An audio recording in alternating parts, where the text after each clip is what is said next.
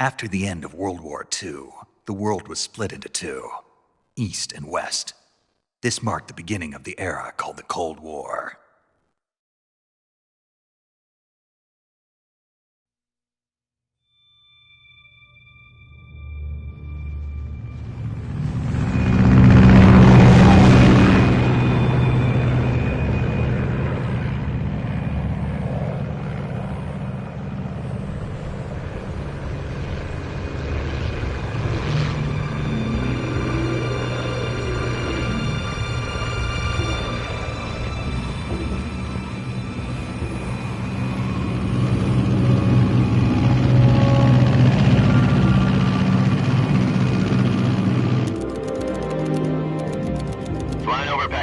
Altitude 30,000 feet. Approaching Soviet airspace. 20 minutes to drop off. Commencing internal depressurization. Equipment check. Arm main parachute. All right. You ready to go? Drop zone still showing a high pressure mass. Cav okay. Good. We've got high visibility.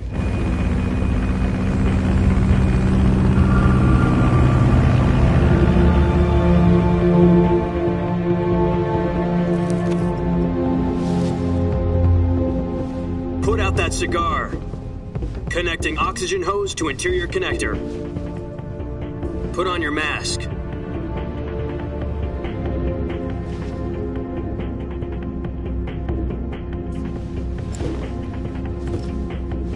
Does this panty waste know what he's doing?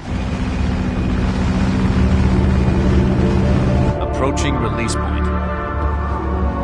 10 minutes to drop off. Hey, are you deaf? He said put out the cigar and put on your mask.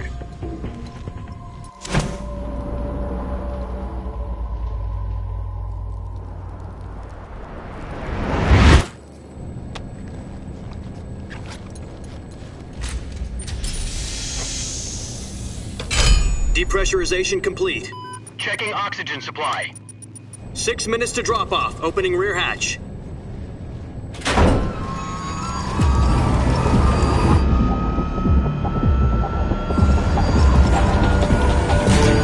Sunrise.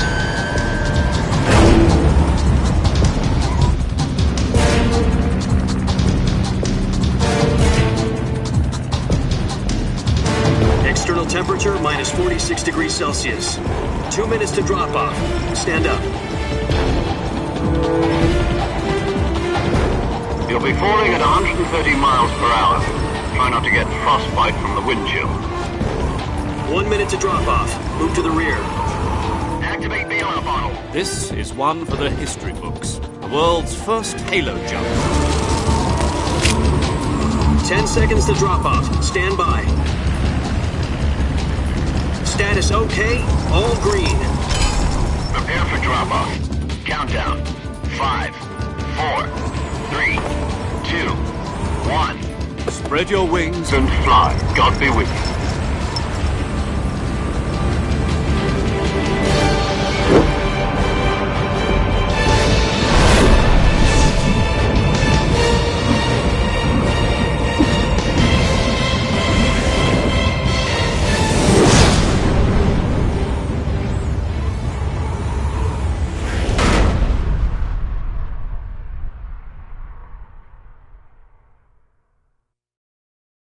Jack, I've got some important news. The head of the CIA has finally given us the green light for the Virtuous mission. Virtual mission? No, the Virtuous mission. The future of our Fox unit depends on it. If it succeeds, we'll be officially organized into a unit.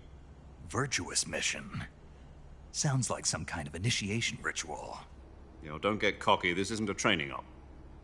Right. So what exactly is this wonderful mission? Well, about 2 years ago, a certain Soviet scientist requested asylum in the West through one of our moles. His name is Nikolai Stepanovich Sokolov. He's head of the OKB-754 Design Bureau, one of the Soviets' top-secret weapon research facilities, and the East's foremost expert on weapons development. Sokolov? Isn't he that famous rocket scientist? The very same. On April the 12th, 1961, the Soviets achieved the first manned spaceflight in history. The Earth was blue, but there was no God. Well spoken. The rocket that carried Yuri Gagarin into orbit was the A-1, known as the Vostok rocket. Sokolov is said to be the man most responsible for the multi-engine cluster used in that rocket. After Gagarin's flight, Sokolov left rocket development to become the head of the newly established Design Bureau. From a lowly technician to head of a design bureau, that's quite a success story, so why'd he want to defect? It seems he'd become afraid of his own creations. Afraid? Call it a crisis of conscience. And for that, he left his country and his family behind and went over the fence? Not exactly. One of his conditions was that his family was also to be taken safely to the west. We used a mole to get the family out first and succeeded in sneaking Sokolov over the Berlin Wall shortly afterwards. I was the one who conducted the operation. The security on the eastern side was still full of holes back then. Then what? We got Sokolov over in one piece, but the whole ordeal had left him exhausted, and we checked him into a hospital in West Berlin. It took him 2 weeks and more than 600 miles to get from the research facility in the Soviet Union to Berlin. He was in no condition to say anything coherent. And it was only a week later that we had something much bigger on our hands. The Cuban Missile Crisis. October the 16th, 1962, President Kennedy received word that the Soviets were in the process of deploying intermediate-range ballistic missiles in Cuba. The President demanded that the Soviets dismantle and remove the missiles. At the same time, he announced a naval blockade to prevent further missile shipments from reaching Cuba. But the Soviets didn't back down, instead placing their armed forces on secondary alert. Soviet transport ships carrying missiles continued on course towards Cuba. US and Soviet forces went on alert for an all-out nuclear war. Frantic negotiations were conducted through the UN's Emergency Security Council and unofficial channels to end the hair-trigger standoff. Finally, on October the 28th, the Soviet Union agreed to remove its missiles from Cuba, and so the world avoided a nuclear holocaust. But in order to get the Soviets to pull their missiles out, we had to make a deal. You mean the one where the US agreed to remove its IRBMs from Turkey? No. The Jupiter IRBMs deployed in Turkey were obsolete, and we were going to get rid of them anyway. They had no strategic value whatsoever to either the US or the Russians. The Turkey deal was a ruse, a cover story that was fed to the other intelligence agencies around the world. So what did the Russians really want? Sokolov. They wanted us to return Sokolov. You mean the Soviets pulled out of Cuba just to get their hands on Sokolov? That's right. What the hell was he working on? At the time, we had no idea. We were running out of time. It was either give up Sokolov or risk full-scale nuclear war. In the end, we had no choice. President Kennedy gave in to Khrushchev's demand. The next day, I got Sokolov out of the hospital, handing him over to agents on the eastern side. Sokolov kept on screaming, "Save me," until he disappeared from my sight. Then, a month ago, we received some new information from one of our moles. About Sokolov? Yes. He was taken back to the research facility and forced to continue working on the weapon in question under KGB supervision. What's more, it's on the verge of completion. So what kind of weapon is it? Something to do with space rockets? No, missiles. Same technology. I guess you're right. We don't know the details, but it appears to be a new kind of nuclear device. For half a year now, the Soviets have been conducting frequent nuclear tests at Semipalatinsk. Something to do with the weapon, I assume. We're talking about a secret weapon so big that Khrushchev was ready to pull out of Cuba to get it back. Is Sokolov still in the facility? No. According to our intelligence, he's in Selinoyarsk, a place in the mountains about 3 miles to the west that's known as the Virgin Cliffs. The Virgin Cliffs. Nice name for a virtuous mission. They moved him there just recently. Why? Apparently, they're conducting a field test of the weapon, but it's our best chance to get him back. This mission would never have been possible if he was still in the research facility. This is our last chance. Sokolov must have known that too when he contacted us.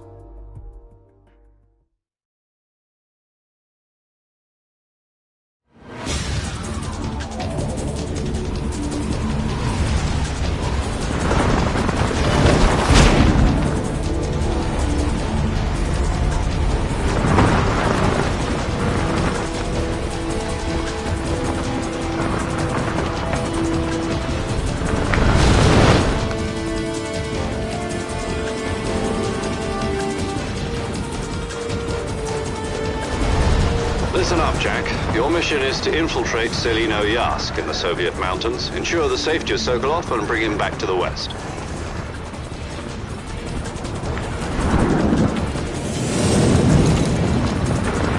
If we don't get Sokolov back before that weapon is complete, we'll be facing a major crisis.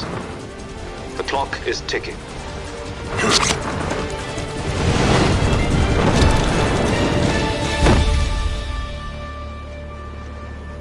Once we've confirmed the rescue of Sokolov, stand by at the recovery point. A recovery balloon will be dropped at that point. Helium will be pumped into the balloon to inflate it. The process takes about 20 minutes. Once it's complete, the gunship's arm will latch onto the balloon and pull it up. The Fulton surface-to-air recovery system. I'm familiar with the theory. Take it easy. It's been combat-proven. Do you think Sokolov is up to it? The shock will be less than during a parachute jump, and the arm can handle up to 500 pounds. So you're planning on going over the border in a single combat Talon? She's equipped with two 6-barrel 20mm Vulcan cannons, as well as two 40mm machine guns. Sounds like she could hold her own against a battalion of tanks.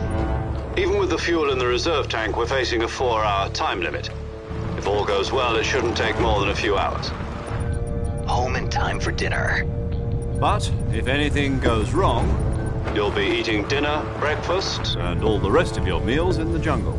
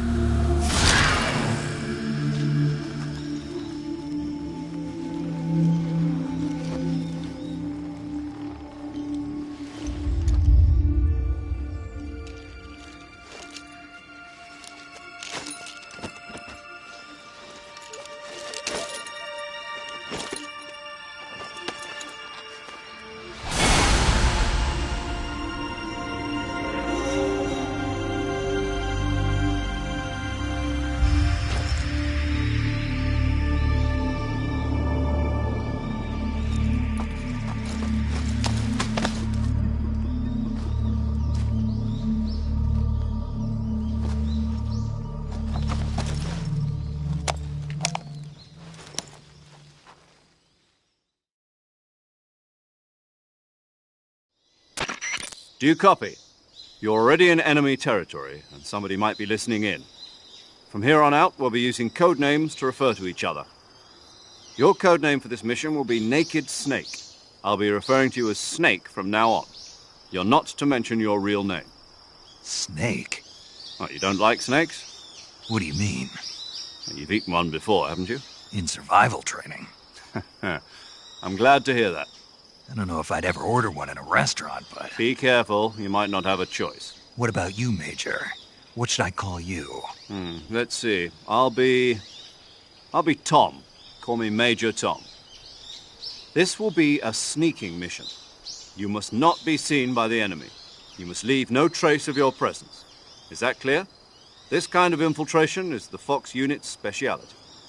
In other words, weapons and equipment are procured on site. That goes for food as well. You're completely naked, just as your name implies. Great. Now I see why you asked me if I like snakes. I suppose calling me Snake was your idea of a joke, too. No. There's a good reason for that. I'll tell you later when the time is right. Gotcha. Getting back to the subject, how exactly am I supposed to feed myself? You've been issued a knife and a tranquilizer gun. Use them to hunt for food. You'll also find some medical supplies in your backpack. Yeah, about the backpack. I lost it in a tree on the way down. I see. Well, you'd better go back and get it then. You know where it is? No problem. I can see it from here. It's stuck on a branch. To climb a tree, stand in front of a tree that's covered in ivy and press the action button. I'll be monitoring your progress over the radio. We can't risk violating Soviet airspace, but I'll be in the gunship. My frequency is 140.85. I'll give you a call if I need to talk to you. If you need to talk to me, use the send function. Okay, Snake, go get your backpack.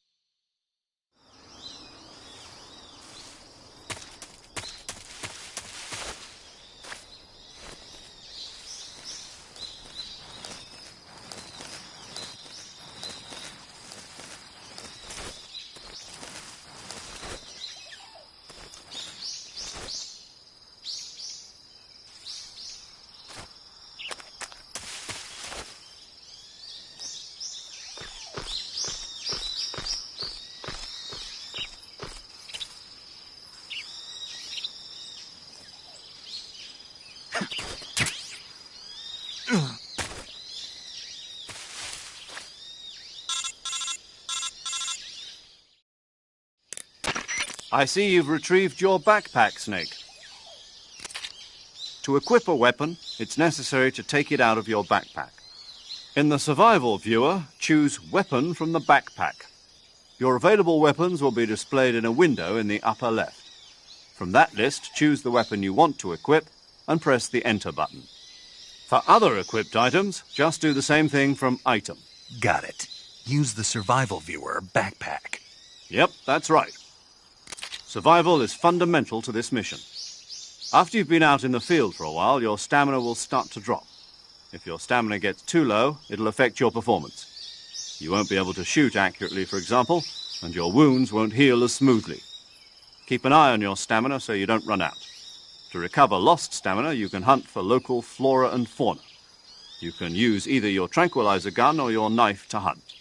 My only weapon is a Mark 22 Hush Puppy tranquilizer gun? That's right. It's been fitted with its own suppressor. However, the suppressor will deteriorate every time you fire. Once its durability reaches 0, the noise suppression effect will be gone. So don't get too trigger-happy with it. The suppressor's durability is shown in the icon. Any weapons and equipment beyond what you're carrying now, you'll have to find as you go. I have to find my own weapons and equipment? Whose crazy idea was this anyway? Solo covert actions are standard Fox operating procedure. You can't leave any traces of your presence. No weapons, equipment, footprints, sweat, or bodily waste. The same goes for bullets and cartridges, too. Your presence in enemy territory is already a violation of international conventions of warfare. There aren't supposed to be any American soldiers in Russia. It could spark an international incident. You can't let anyone see you. You can't let the enemy know you're there. This is a stealth mission. You're a ghost, Snake, in every sense of the word. And there'll be no rescue if you're captured. The military and US government will deny any involvement in the affair. Then I'll just have to take care of myself, huh? I'm afraid so. You've been given a fake death pill for that purpose. SIS guidelines stipulate that soldiers on covert ops like this one be issued a potassium cyanide capsule. Tape it to your body so you can take it when you need to. How generous of you. Use it if you're taken prisoner by the enemy. It'll send you into a state of false death for a short time. Fooling them into thinking that I'm really dead. So how do I come back to life? Just take the revival pill. You mean that thing they put in my tooth before the mission? That's the one. But be careful. If you remain in a state of false death for too long, nothing will be able to bring you back. Remember that. I'll keep it in mind. You said this was a solo mission, right? Right. I guess that means I can't count on any reinforcements. Correct. The mission rests entirely in your hands. A real one-man army. Relax. There's a support team ready to back you up over the radio. Who? I'll introduce them to you. This time, survival is of utmost importance. The first member of the support team will be in charge of monitoring your physical condition, acting as a medic, so to speak, as well as recording your mission data. She's a member of Fox as well, and she's here on the gunship with me. She? Hello, Snake. I'm paramedic. Nice to meet you. Paramedic. As in a medic who comes in by parachute. Aren't you going to tell me your real name? Are you going to tell me yours, Mr. Snake? My name, huh? It's John Doe. And they call you Jack for short. You're a regular Captain Nemo. A name means nothing on the battlefield. After a week, no one has a name. What's your name? Jane Doe. Very funny. I wasn't joking, but I'll tell you my name only if you manage to make it back alive. My frequency is 145.73. She's also in charge of recording your mission data. Whenever you want to save, send a message over the reserved save frequency, 140.96. So saving lets me record my mission data. That's right. It also records the state of your health. Good to know. There's one more person I want to introduce you to, Snake. Huh? Speaking of snakes, you remember the boss, don't you? A legendary soldier and your mentor. Actually, it was the boss that got the DCI's authorization in the first place. She's going to be serving as Fox's mission advisor. Boss is? She also helped me plan this mission. She and I were at SAS together. Jack, is that you? How many years has it been? Boss? That's right. It's me. Talk to me. Let me hear your voice. It's been 5 years, 72 days, and 18 hours. You've lost weight. You can tell just by the sound of my voice. Of course I can. I know all about you. Really? Well, I don't know anything about you. What's that supposed to mean? Why'd you disappear on me all of a sudden? I was on a top-secret mission. You didn't need me anymore. But there were still so many things I wanted you to teach me. No, I taught you everything you needed to know about fighting techniques. I taught you all I could. The rest you needed to learn on your own. Techniques, sure. But what about how to think like a soldier? How to think like a soldier? I can't teach you that. A soldier needs to be strong in spirit, body, and technique. And the only thing you can learn from someone else is technique. In fact, technique doesn't even matter. What's most important is spirit. Spirit and body are like two sides of a single coin. They're the same thing. I can't teach you how to think. You'll just have to figure it out for yourself. Listen to me, Jack. Just because soldiers are on the same side right now doesn't mean they always will be. Having personal feelings about your comrades is one of the worst sins you can commit. Politics determine who you face on the battlefield. And politics are a living thing. They change along with the times. Yesterday's good might be tomorrow's evil. Is that why you abandoned me? No, it had nothing to do with you. I already told you, Jack. I was on a top-secret mission. A soldier has to follow whatever orders he's given. It's not his place to question why. But you're looking for a reason to fight. You're a natural-born fighter, but you're not quite a soldier. A soldier is a political tool, nothing more. That's doubly true if he's a career soldier. Right and wrong have no place in his mission. He has no enemies and no friends. Only the mission. You follow the orders you're given. That's what being a soldier is. I do whatever I have to get the job done. I don't think about politics. That's not the same thing. Sooner or later, your conscience is going to bother you. In the end, you have to choose whether you're going to live as a soldier or just another man with a gun. There's a saying in the Orient, loyalty to the end. Do you know what it means? Being patriotic. It means devoting yourself to your country. I follow the president and the top brass. I'm ready to die for them if necessary. The president and the top brass won't be there forever. Once their terms are up, others will take their place. I follow the will of the leader, no matter who's in charge. People aren't the ones who dictate the missions. Then who does? The times. People's values change over time, and so do the leaders of a country. So there's no such thing as an enemy in absolute terms. The enemies we fight are only enemies in relative terms, constantly changing with the times. As long as we have loyalty to the end, there's no point in believing in anything, even in those we love. And that's the way a soldier's supposed to think? The only thing we can believe in with absolute certainty is the mission, Jack. All right, but do me a favor. What is it? Call me Snake. Snake? Oh, right. Your codename is Snake. It suits you well. That's right. The legendary unit that the boss put together during World War II was a snake. The Cobra unit, a group of heroes that brought the war to an end and saved the world.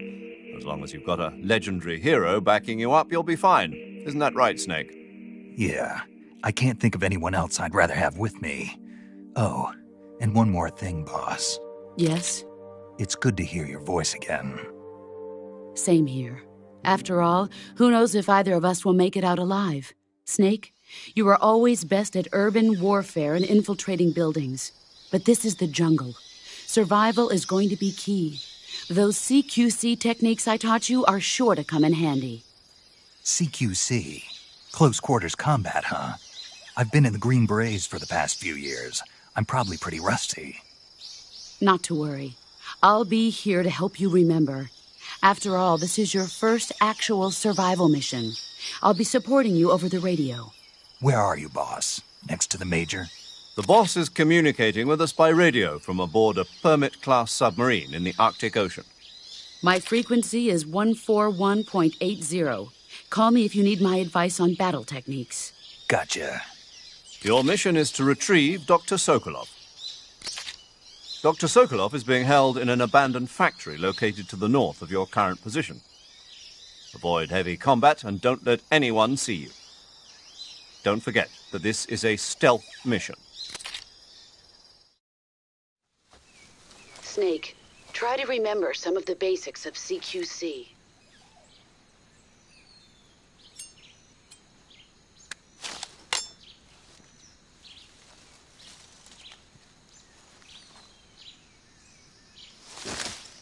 Commencing virtuous mission now.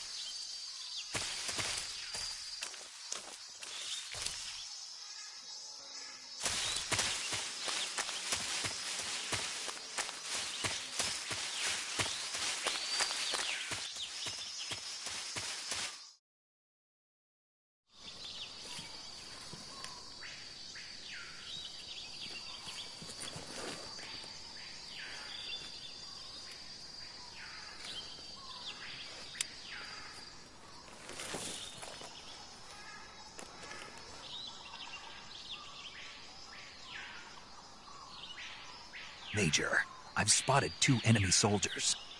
They're probably KGB troops sent to guard Sokolov. AK-47s and grenades.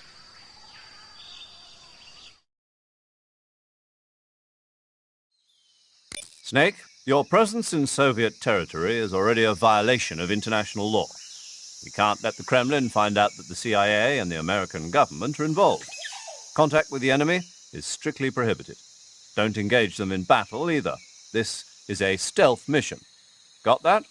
The Major is right. The point of this mission is to sneak through the jungle without being seen. The success of the mission depends on how well you use your camouflage. Change your camouflage by selecting Camouflage from the Survival Viewer. The Uniform option lets you pick your uniform, while the Face option lets you change your face paint. Choosing camouflage that blends in with your surroundings will help you conceal yourself more effectively. Also, don't forget that anything that moves will stand out in the jungle. If you just stand up and run around like an idiot, you're bound to be spotted. But if you crawl instead, you should be able to sneak by without being noticed. You can see how effective your camouflage is by looking at the Camo Index. The Camo Index shows how well your current camouflage blends in with the surrounding area. The higher the value, the harder you are to spot, and vice versa. The key is to make yourself one with nature. Keep that in mind as you go along, okay?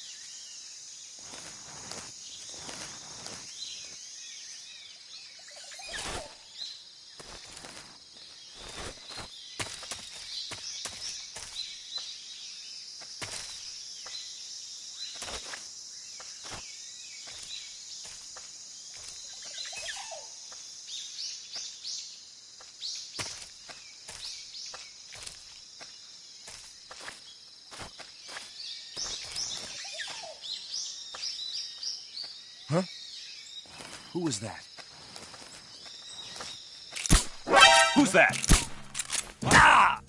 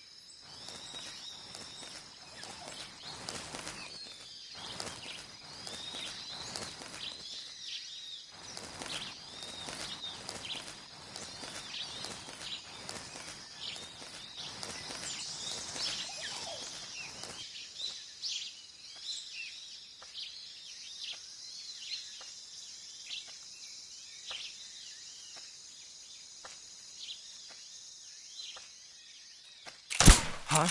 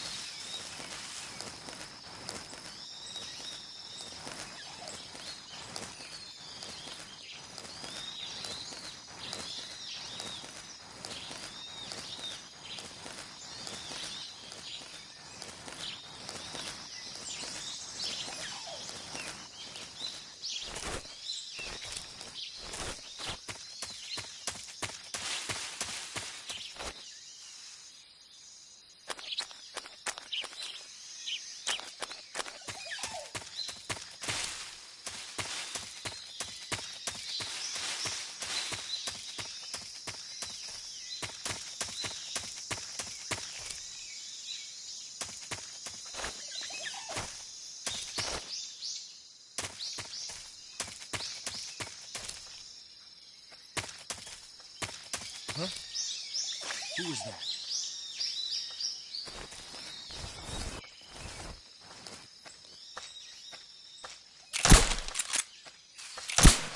Who's that? Ah! Radio, we need backup.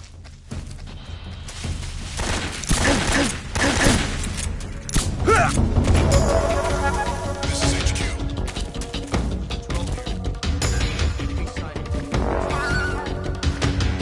Acknowledged. Sending reinforcements.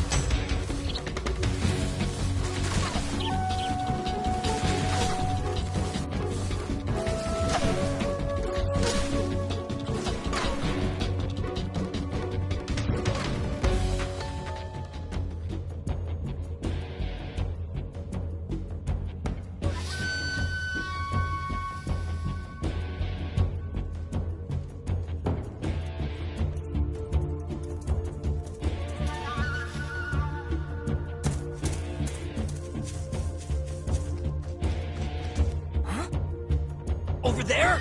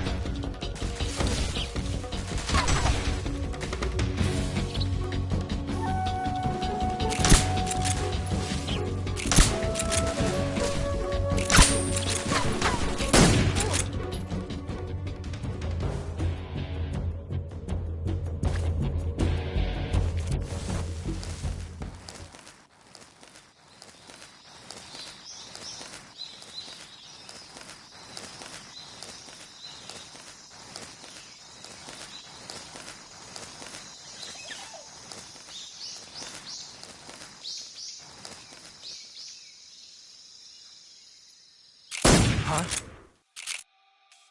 HQ, respond! This is HQ. Patrol here. We're under enemy. What's going on? Respond. What's going on out there?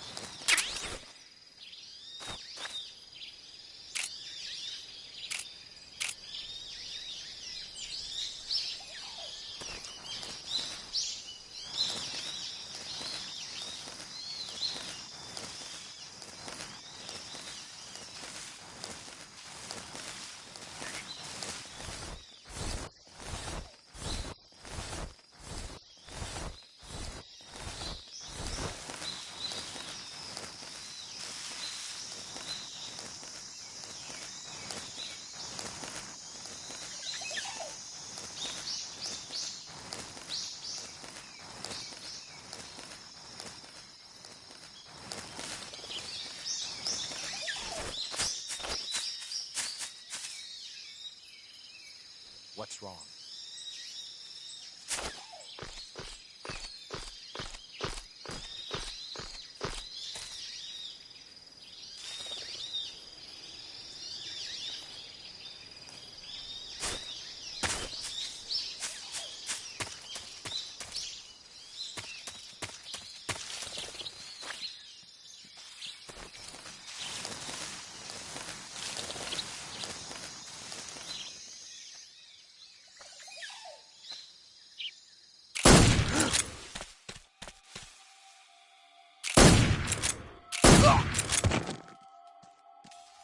What's wrong?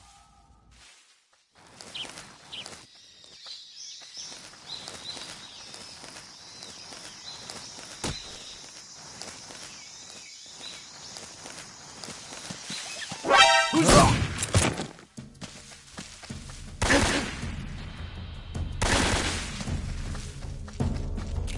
HQ, respond.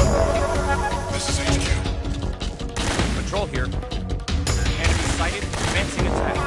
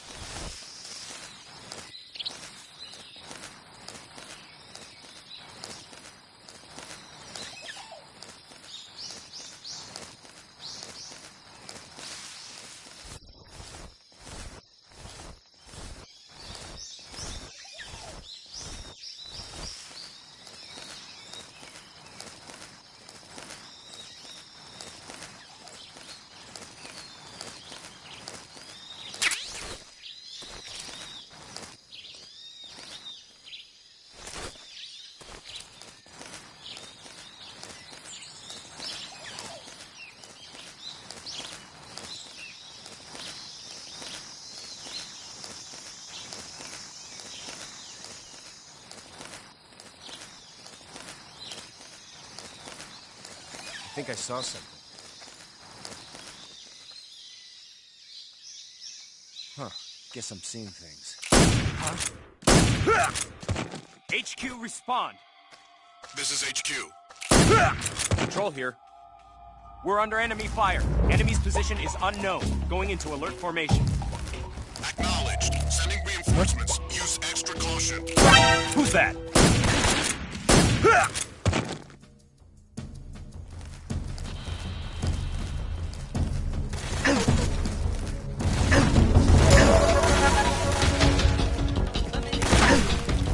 This is HQ.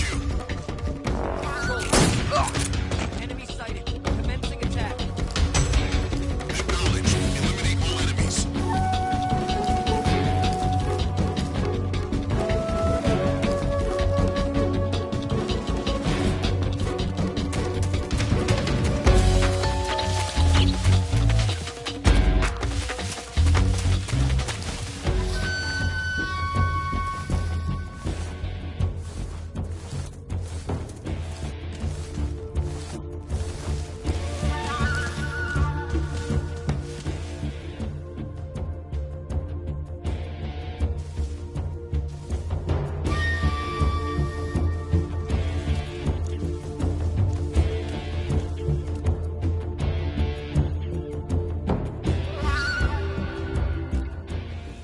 Come in, HQ. This is HQ. Patrol here.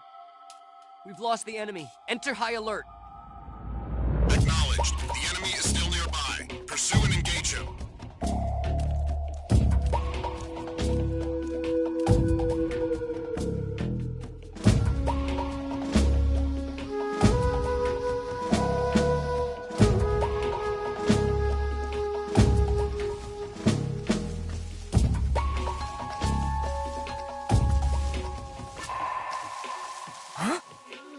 Who's that? Who's that? Ah!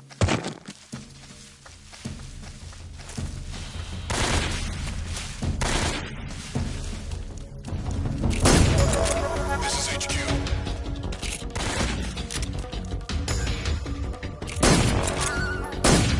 Acknowledged. Eliminate all enemies.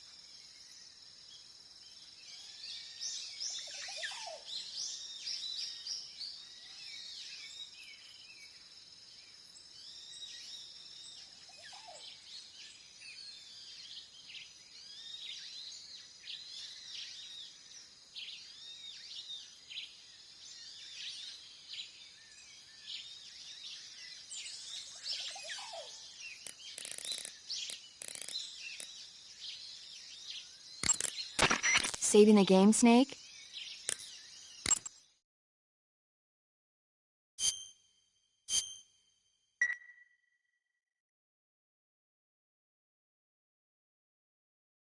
Hey, Snake, you ever heard of Godzilla King of Monsters? No, what is it? It's a movie. You haven't seen it? Nope. It's about this monster called Godzilla who grows to an enormous size in a nuclear test and goes on a rampage in Tokyo. Nuclear test, huh? Then the Marshall Islands must be crawling with giant monsters right about now. It's just make-believe. Maybe that's why my pants have been so tight lately. Snake, it's a movie, not a report out of Los Alamos. I know. So then what happened? Godzilla is immune to all weapons, and humanity has no way to stop the monster. Dr. Shirazawa develops a new type of weapon, but meanwhile, Godzilla is getting closer and closer to Tokyo, obliterating everything in its path. It was originally a Japanese movie, but they made an American version, too. I recommend seeing the original Japanese one if you ever get the chance. It's mostly mindless fun, but it's also got a serious anti-nuke message as well. Where can I see the original? You'll just have to go to Japan. Really? That's too bad. Well, if you wait 40 years, you might be able to see it in America, too. Why's that? 2004 will be Godzilla's 50th birthday. You think they're still going to be making Godzilla movies then? Of course! Everybody loves Godzilla. You sure know a lot about movies. I don't suppose you're the movie-watching type, are you? Not really. Okay, then I'll tell you everything I know. When the going gets tough, movies can save your life. It's always good to be able to look at things from a different perspective when you get in a jam. That's the magic of movies. No kidding. Well, I guess it might at least make a nice distraction. That's the spirit, Snake. Have a little fun.